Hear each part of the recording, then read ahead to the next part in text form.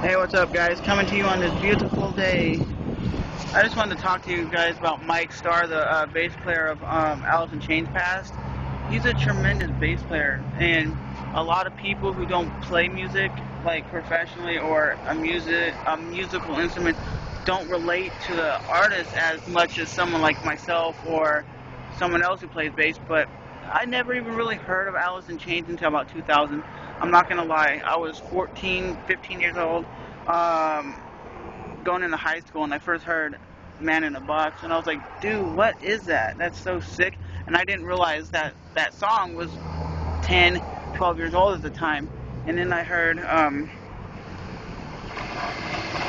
the song Wood by Alice in Chains. That song changed it for me, because if it wasn't for that song and the Cliff Burton bass solo, I really probably wouldn't be playing bass to this day.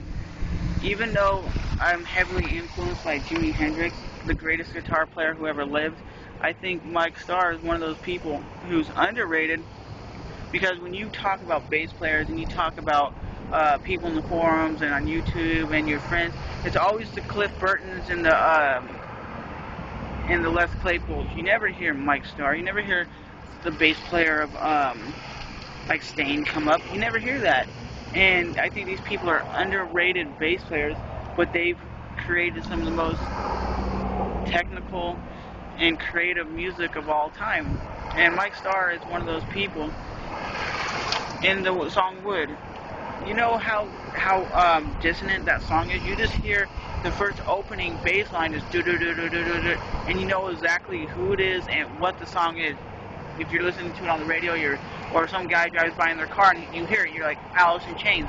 I love music that is so distinguished. You can say, okay, that is Korn, because when you hear Korn, Philly has a percussive style on his bass, and the same thing goes with Mike Starr.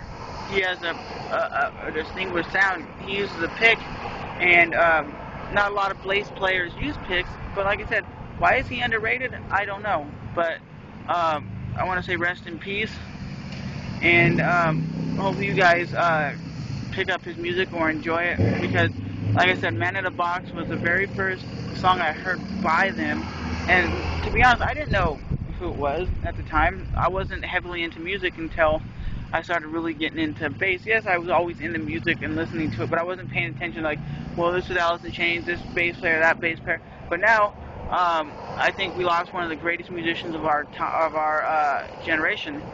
Like, we lost Dimebag Darrell, which is probably the best guitar player that's ever lived besides Jimi Hendrix in my mind. But with that said, I'll talk to you guys later, and hopefully you guys pick up an instrument and start creating, because you can be the next Cliff Burton or the next Jason Newsted. If you set your dreams high, you can accomplish anything. So with that said, because I know it's starting to get windy here in Florida, I'll talk to you guys soon. And thanks for watching and appreciating this video. Later, guys.